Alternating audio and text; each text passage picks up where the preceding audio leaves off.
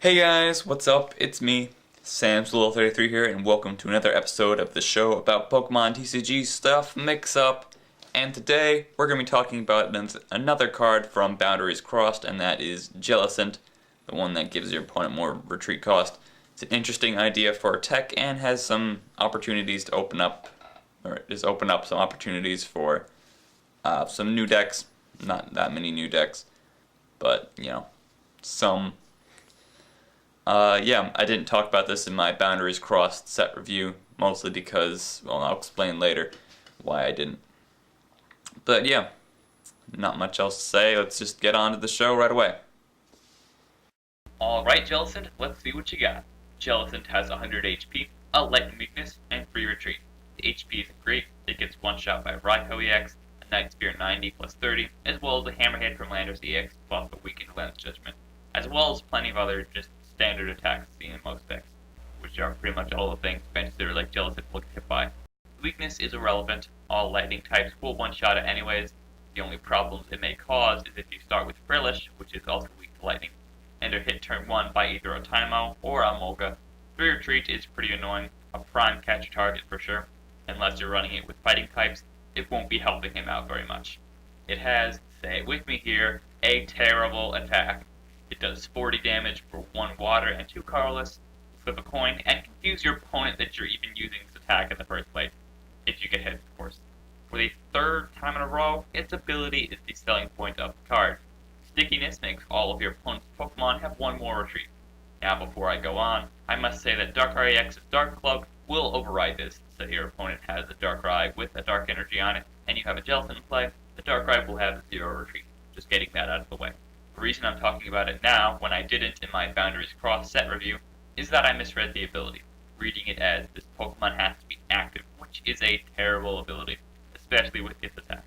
Anyway, I tried Jellicent out in 2 ways. One was using him in a deck based around him. The second was the one I gave you guys to comment on in my last mix-up video, which no one actually did comment on. And that is basically just running a regular old deck with Jellicent as a tech. First, we'll take a look at the deck I used Jellicent specifically for. Now this deck is so unheard of and so creative, it will completely rock your view on how our metagame as you know, okay, it's Durant. One of the most common forms of disruption in Durant is to capture up the highest retreater on your opponent's field and keep it there as long as possible. You can see how Jellicent helps with this, making your opponent waste more energy retreating that Pokemon, subsequently making them take longer to do this. Here's the list. If you're not exactly sure what some of the key cards in this deck do, here's a link to my video on Durant in black and white on. For 3 Jellicent should be a good line. You only have space on your bench for 2 Jellicent if you have 4 Durant in play, like you should, but cuts you some slack if you Juniper or your prizes take some of your Jellicent line away. Skyla is fairly useful in this deck, since the deck is fairly low maintenance. You can afford to just get one thing to help you out most of the time. The Energy Search is for Skyla, of course. That's all I have to say about the list. Jellicents were definitely helpful, although I didn't play too many games with this deck, I did see how Jellicent would be helpful in more situations. Alright, now onto the deck I gave you a list for in my last episode, Darkrai Jellicent. This deck is mostly just a standard Darkrai deck, but with Jellicent to help out certain matchups. Here's the list if you had forgotten the one I gave you last episode. The Jellicent line is different than the Durant one, that's mostly just to make space, but I also thought that only 1 Jellicent would be of help, since 1 extra retreat cost can still be very disruptive. I always like to bump the stage 1 line up 1 more than I think I'll need, just so you can still prize 1 or Juniper 1 and still be fine. I added hammers into this deck, since lack of energy can be even more annoying if you have a higher retreat cost. The 1 switch is just in case the dreaded Dynamo and Bikini combo decide to be of some trouble. You can just Skyla for it and junk hunt it back if you're still in the junk hunt phase of the game. The Tool Scrapper is just for emergencies, EVLA, Garderoirs, etc. I've always liked having a high energy count in Darkrai decks, just so I have a more likely chance of discarding a lot and attaching a few in the early stages of the game. If you guys remember the incident this past regionals where Matt Albus got his Hydreigon line replaced with basic energy because he didn't put the set number of them in his deck list, and he made top 8 with like 20 energy. It also had Blend Energy, Shaymin EX, and Rare Candies in what was basically a straight Darkrai deck at that point. Lesson learned, lots of basic energy is a good thing. Anyway, enough ranting. The Jellicents were minorly helpful, maybe not worth the 4 spots, but situations do arise where it comes in handy. Jellicent is only helpful in certain matchups, so the only reason you'd play it is if you think you'll be going up against it enough. So I'm going to tell you what matchups it's good in and which ones it's not. Darkrai it is useless against, since Darkrai gives everything free retreat. Same goes for Hydreigon. Blastoise Keldeo it also doesn't help, since Keldeo EX can just rush in instead of retreating. It does minorly help, since occasionally they'll have to retreat their Keldeo EX into something else. Landorus EX with whatever else it isn't too helpful in, since everything has such a huge retreat cost anyways, they'll usually be using Switch to get back to the bench with or without Jellicent. But it can still help, so don't completely abandon it. Rayquaza Electric it is very helpful against. If they have a Sky Origin play to give the Rayquaza EX free retreat, and Jellicent negates it, forcing them to either have a switch or have them waste an energy retreating, which also helps since you'll most likely be using Hammer to discard their fire energy, so it will make it even harder for them to retreat. Mewtwo Electric or any other electric deck it can be helpful in. Retreating is often very common for Neil's deck, and Jellicent could get rid of an extra energy so Mewtwo takes an extra hit to KO your Pokemon.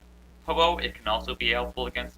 Ho-Oh player will definitely see themselves retreating a few times a game, but they will also usually have plenty of switches and super scoop ups to retreat for them. Empoleon usually has too high a retreat to retreat manually, but it could be helpful to give their Emolgas a retreat cost, I guess. Garbodor usually has the same attacks as Landorus, so it's about as helpful. Tornadus EX decks it can be useful against.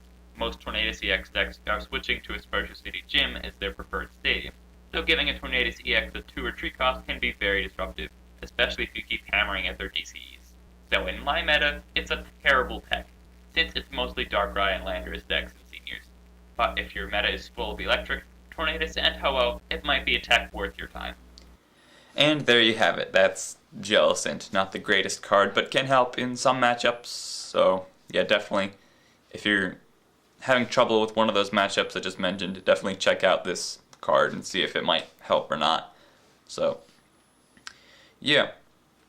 Cities are still going on, and some of the same decks are still winning. Blastoise Keldeo has been doing well, Darkrai Hydreigon, Landorus decks, Darkrai decks, all those stuff. Electric isn't doing quite as well. I think it didn't. Oh, right. Also, Ho-Oh has somehow exploded in this first week. Well, there's also marathons to account for, but yeah, somehow it has the most wins now, which is ridiculous. How Ho-Oh can get the most wins, I'm not even sure, especially since it supposedly has a bad matchup to Blastoise Keldeo, but I guess some people are using Sigilyph against that in their Ho-Oh decks, which is very good against Blastoise Keldeo, since usually the only thing they can use against it is Blastoise, which is a dumb idea normally, and Kyurem, which doesn't really do that much damage, and I guess you could tech in the Keldeo, the regular one, to take care of Sigilyph, but that's about it. No other water attacker is very good against it. But yeah, I personally have not been doing very good at cities. I think I already talked about this. I may have not. But yeah, I've been to 3 cities. I got a top 4 at one of them. Didn't do great at the other one, and I did even worse than the one after that. Those are all the cities I've been to so far, not just ones I've been to since the last week. I don't remember which ones I talked about last time. Yeah, I'm a little skeptical about what deck I should play now. I am not too comfortable with that many decks that I have, and the decks I do want to build I don't have the cards for, so that kind of stinks. It's just the game right now, having to get, play sets of these $30, $40 EXs. It's not fun, but it's the game we have right now. And, if we want to play it, we got to deal with it. So, yeah, in the next episode of Mix Up, I'll be talking about another new card from Boundaries Crossed, and that is Flygon. And here is once I'm done with the video, I'm going to give you a list for the Flygon Dusknoir deck I've been working on. So I thank you all for watching, and I'll see you guys next time. Later.